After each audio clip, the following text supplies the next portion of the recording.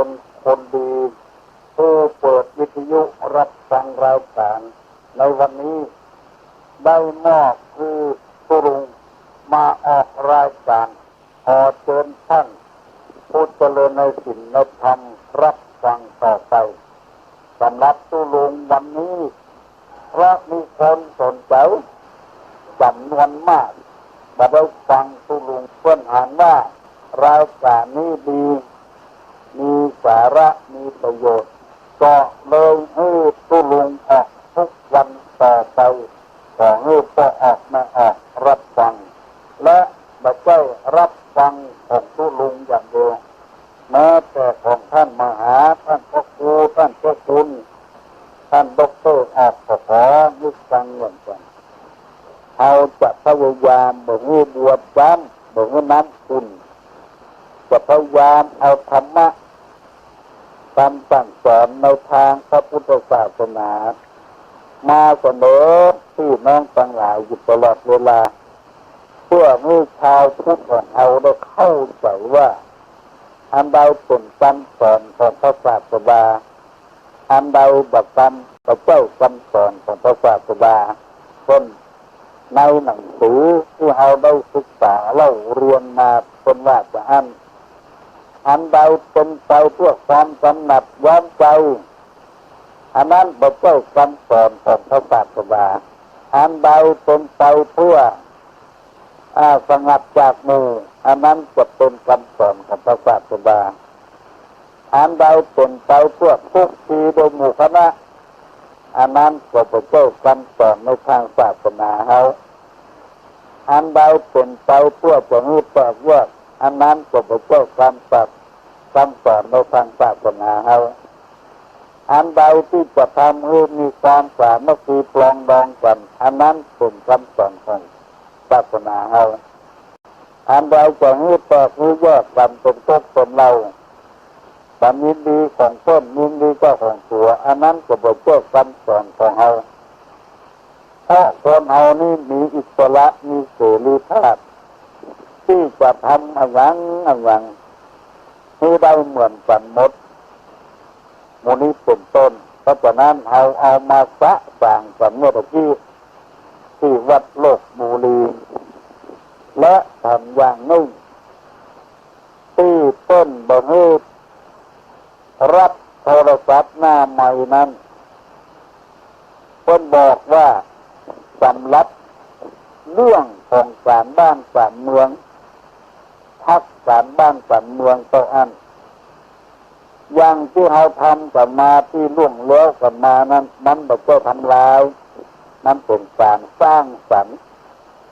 ถามเรื่องหินเรื่องตามเรื่องอะไรเจ้าคุณว่าควรจะอนุโลมเปิดไฟเขียวของสันกูเรื่องหินเรื่องตามเรื่องบุญเรื่องตาละมีเรื่องอะไรสร้างสรรค์คือคนว่าเป็นคนดีหมู่เนี้ยว่าเราจะได้เล่าเรื่องอะไรต่างๆให้พี่น้องข้างหินตั้งหลายได้ฟังที่อัดดีเก่าก็เพราะประเดี๋ยวนี้ก็ที่มาอ่านนักอ่านข่าวพอดีนักเสนอเล่าการพอดี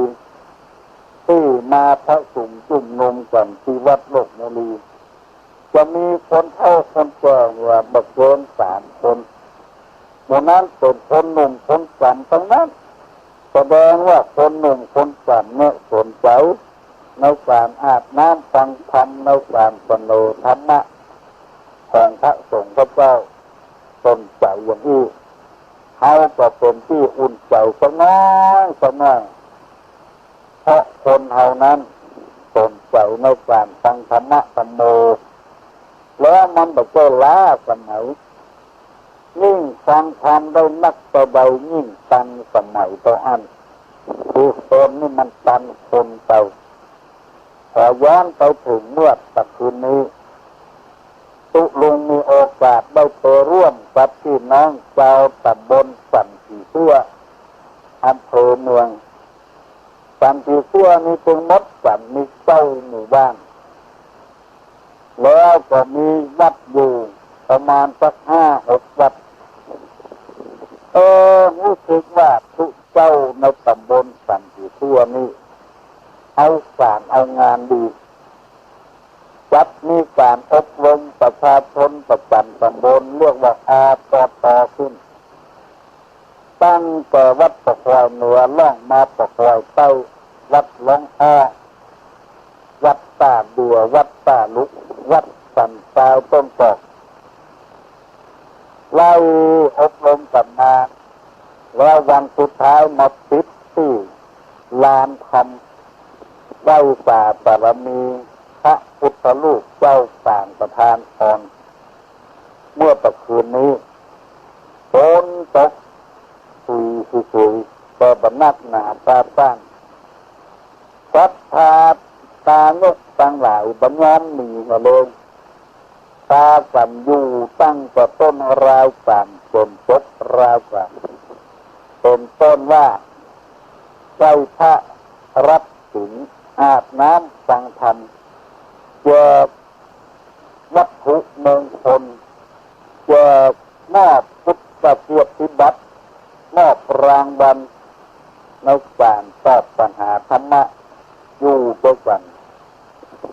มีนายกองค์การบริหารส่วนจังหวัดคือท่านนายพวัตรวงศ์จัดแม่นายจิงจานณเชียงใหม่พร้อมกับโดยท่านทุกพงศ์นายอำเภอเมืองนาตุนสักขีพยานตอนในตำบลสันติชั่วนี้ประกอบไปด้วยธรรมะเรียกว่าโสวัตกตาความเป็นผู้ว่าง่ายสอนง่ายแต่ว่าผู้นั้นจะเป็นผู้หลวงเป็นกำนันจะเป็นสมาชิกองค์การบริหารส่วนตำบลที่เฮาอ้างแต่ว่าสอบตหรือจะเป็นประธานสภาเป็นปลัดองค์การบริหารเป็นนายกเป็นรองนายกเป็นสมาชิกตลอดถึงต้นหนามต้นน้อยตัวอุ้ยมาอุ้ยมาร่วมกันหมดเป็นละเอกละอ่อนครูบาอาจารย์กับตากันมาเป็นที่น่าภาคภูมิใจดีใจที่คนเอาสนใจธรรมะกันมากขึ้นเพราะมีความเข้าใจเรื่องศีลเรื่องธรรมที่ผู้เจ้าพระนายจนออกวิทยุตรงวันที่เพิ่นนำมาเสนอให้พี่น้องทั้งหลายฟังว่าศีลธรรมนี่มันเป็นอาหารทั้งจิตทั้งใจอาหารที่บดีเขากินเข้าไปมันจะทำให้ท้องเสียทำให้สุขภาพเสื่อมโทรมได้เรื่องอันใดที่มันบูดที่มันบดีเขาก็บอกเอาเข้าในหูแล้วบอกเอาเข้ามาพัวพันในทางจิตทางใจเพราะมันจะทำให้จิตใจเขาวันไหววิตกจิตใจเสียเขาฟังก็ของดีต้อนของดีเข้าในคอมพิวเตอร์เข้าในโรงงานจิตใจว่าเขาจะได้เป็นคนดีจะได้คนดีมาอยู่ตัวเขาได้ผัวที่ดีมาอยู่กับบ้านกับสองได้เมียที่ดีมาอยู่กับหอกกับเฮือนได้ลูกที่ดีบ่หายบ่ขาดมาเป็นลูกเป็นเต้าของเราว่านอนสอนง่ายได้ตัวเจ้าทนายที่ดีๆมุ่งหน้าบำเพ็ญประโยชน์เพื่อสังคมเพื่อศาสนามาอยู่กับพ่อออกแม่ออกได้กินได้ตามตัวเจ้าก็ได้ศรัทธาดีมั่นกินมั่นตานมั่นช่วยเหลือตัวตายทางพระพุทธศาสนาถ้าอันใดมันดีกับประตกประเพื่องแล้วปัญหาเนี่ยมันเกิดขึ้นเหมือนกับเครื่องยนต์ที่มันไปไหนได้มาไหนได้ตันอกตันใจเพราะเครื่องมันดีถ้าเครื่องมันรวนกว่าแล้วต้นพอรับแล้วเอาเงินมาได้ถึงบ้านตัว นั้นบัดตานอกตามใจผู้เจ้าพระนายมีพระเดชพระคุณท่านเจ้าคุณโดยสุเทพเป็นต้นได้ไฟเขียวให้หมู่เฮาช่วยกันสนุสนอมนำเอาพระธรรมคำสั่งสอนที่มีสาระมีประโยชน์ในทางพระพุทธศาสนามาเล่าให้พี่น้องทั้งหลายฟังมาเสนอมาบรรยายให้ท่านผู้ฟังทั้งหลายได้มีความเข้าอกเข้าใจเรื่องศีลเรื่องธรรมต่อไปนี่คนเอาก็บอกหัวละเรื่องวัดเรื่องวาบอกหัวแล้วศรัทธาก็บอกหัวทุกเจ้าก็บอกหัวศรัทธาต่างคนต่างกตัญญูตนอมซึ่งกันและกันตามปกติที่ผ่านมานั้นมันกลัวกันจะเข้าวัดเข้าวาก็กลัวเข้าผิดกลัวคนตักคนตอก็เลยจะเข้ากันก็มีหรือบางอย่างอ้างต่ออ้างการอ้างงานก็มีทั้งตัวเขาก็โง่อยู่เวลาเปิ้นประชุมอ้างนั่นอ้างนี่อ้างยศสมเย็นอุ่นอ้างแบบสบายเวลาเปิ้นจะได้สตางค์นี่จะอ้างแล้วเวลาประชุมแบบนี้ว่าอ้างแบบสบายความดันขึ้นบ้องอย่างขึ้นบ้องเวลาเปิ้นนิมนต์ไปฮับกินนับตาลไปจะอ้างความดันขึ้นก็อย่างมาเดียวนี้ตู้เจ้าของเฮานี้บอกให้มีละเพราะงูธรรมะธรรมโมกันสัตนักเป็นที่น่ายินดีปรีดากับนักกับโยมทั้งหลาย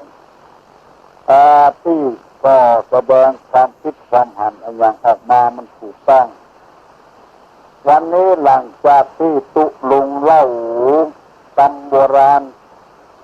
ไปแล้วสัก30 กว่านาทีตุลุงจะเปิดโอกาสให้พี่น้องทั้งหลายถามโน่ถามธรรมะเตรียมมาหันโน่เตรียมมาหันแต่บอกให้เกินเวลาโน่ทางราชการเพิ่นกำหนดเวลาให้ย่างต้น3 นาทีหรือ5 นาทีเพื่อรายการมาจะได้สืบขอให้พี่น้องฟังกันโน่ที่ล่วงแล้วมานี่ต้นเดือดกันว่าล้ำเวลากันตุลุงนะจะต้นเหตุเพื่อเอาวันย่างนู้จะตัดตอนนั้นนู้โอ้ยังโทรมาอยู่ถ้าตุลุงเป็นต้นเหตุว่าตุลุงเอาใจคนฟังนักลำเตาตอนนี้ใจเฮาจะบ่เอาใจละพอเวลาเหลือสัก5 นาที3 นาทีเฮาจะย่างละก็ตันสินตันฟอนละบอกให้เลยก็แล้วขอให้ผู้ฟังทั้งหลายได้ปฏิบัติตามนี้ตัวเน้อเรียกว่าโสวัตตตาความเป็นผู้ว่าง่ายสอนง่ายตุลุงจะได้นำเอาข้อส่วนอกส่วนใจมาเล่ามาบรรยายมาเสนอพี่น้องทั้งหลายฟังต่อไปเถิด